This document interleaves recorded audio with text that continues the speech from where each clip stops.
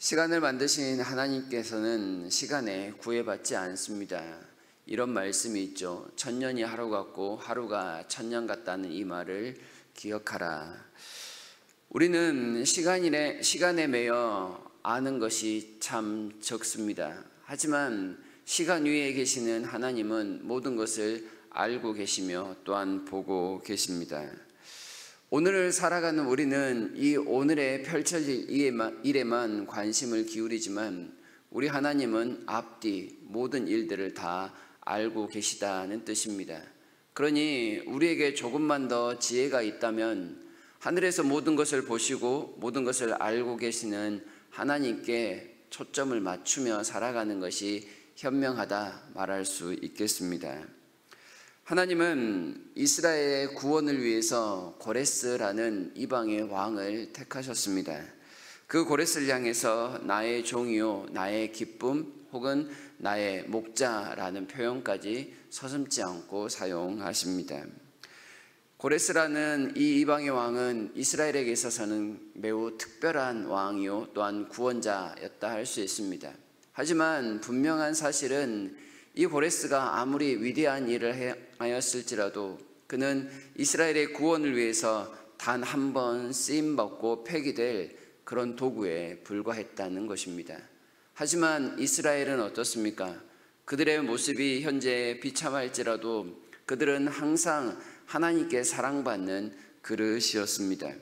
고레스와 이스라엘을 비교한다면 이스라엘을 위해 고레스를 사용할 만큼 이스라엘이 훨씬 더 존귀한 존재, 하나님이 이스라엘을 더 사랑하고 높이고 있다는 사실을 알려줍니다. 하지만 이스라엘은 하나님의 이러한 구원 방식에 대해서 탐탁치 않게 생각했습니다. 굳이 이스라엘을 이런 방식으로 구원하실 필요가 있겠느냐? 구원하실 거면 아예 징계를 하시지 말든지, 고레스를 사용하기 전에 고레스로 하여금 구원해 낼 만한 그런 모든 일들을 하지 않으면 되지 않겠느냐, 이런 의문을 하나님께 제기하였습니다. 이사야가 이 말을 하던 당시에 이스라엘의 상황은 아수르가 패권을 쥐고 있었던 상황입니다.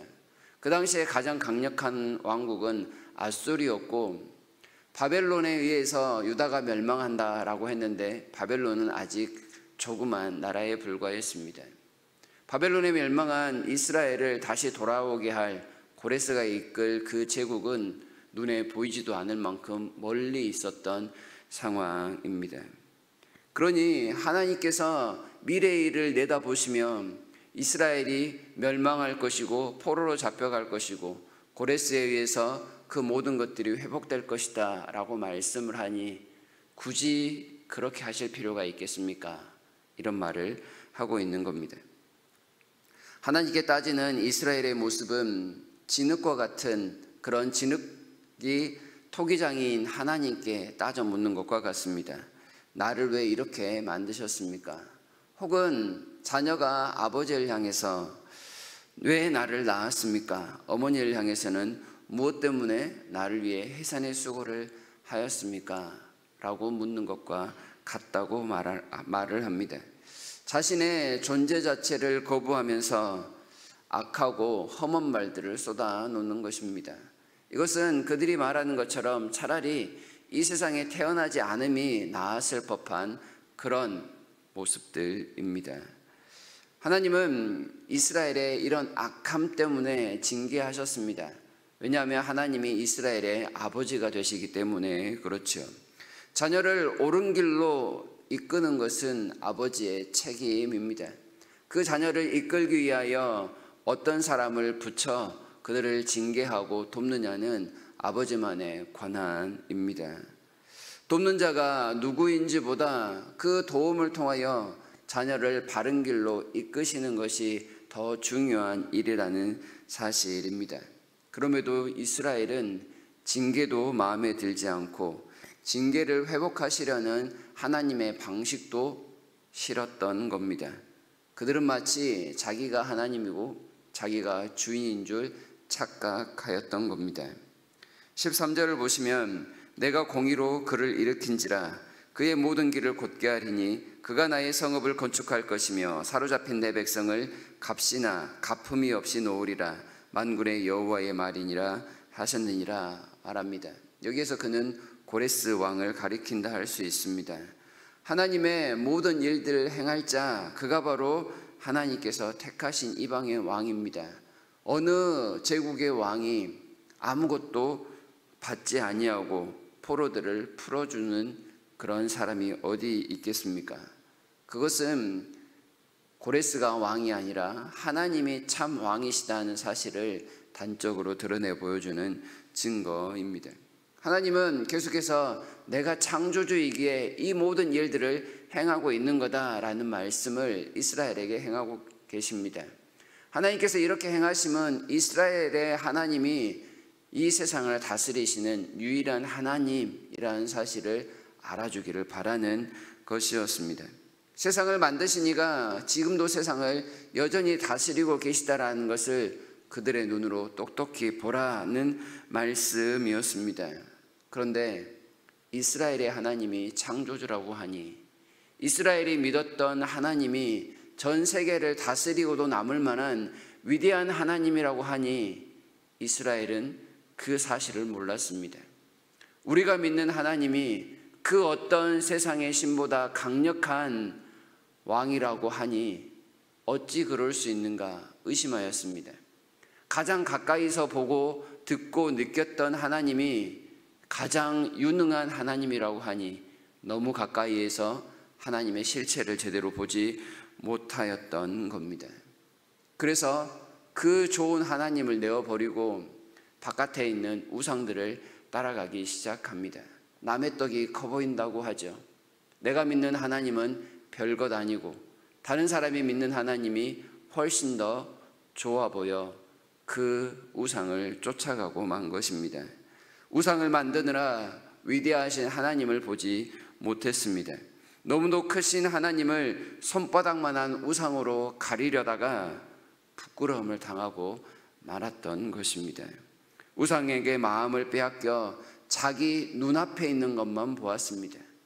시간을 초월하신 하나님이 알려주시고 보여주신 내용에도 불구하고 그들은 단지 우상이라는 안경을 끼고 세상을 보려고만 하였습니다. 자신들의 상식과 과학과 경험과 지식이란 이름으로 세상을 볼 뿐 하나님이 말씀하시고 보여주신 내용에 대해서는 하나도 관심을 기울이지 않았습니다. 질그릇 한 조각만큼도 되지 않으면서 감히 자기를 만드신 토기장이를 향해 이러쿵저러쿵 말하는 그런 무례함을 보이는 이스라엘, 그것이 지금 현재 그들의 모습이었습니다. 그러나 분명히 알아야 될 사실이 있습니다.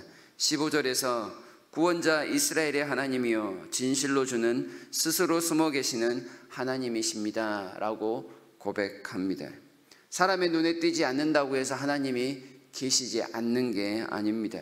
우리가 원하는 대로 일이 풀리지 않는다고 해서 하나님의 우리를 버리신 게 결코 아니란 뜻입니다.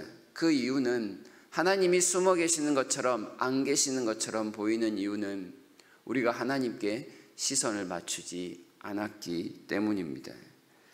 하나님이 우리 옆에 계셔도 우리가 알아차리지 못한 겁니다. 그 하나님께 관심을 두지 않아서 그 하나님을 보지 못하는 겁니다.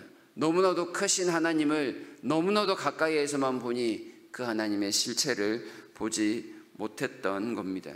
그래서 하나님을 마치 숨어 계시도록 만드는 것과 같은 이 어처구니 없는 상황을 만들고 있는 겁니다. 하나님은 늘 말씀하십니다. 여전히 우리와 함께 계신다라고 말입니다. 우리가 원하는 방식이 아니라 하나님이 원하시는 방식으로 항상 우리와 함께 계십니다. 그 하나님을 찾아내는 것이 복입니다. 너무나도 크신 하나님은 우리가 소유할 수 없습니다. 대신 그 품에 안기는 것이 가장 지혜로운 방법일 것입니다. 그 하나님을 찾는 것은 믿음의 눈을 뜨는 것입니다. 믿음으로 세상을 보면 어디에나 계시는 하나님을 찾아낼 수 있습니다. 숨어 계시는 하나님을 곳곳에서 만나며 그 하나님을 가까이서 뵙는 복을 누릴 수 있습니다.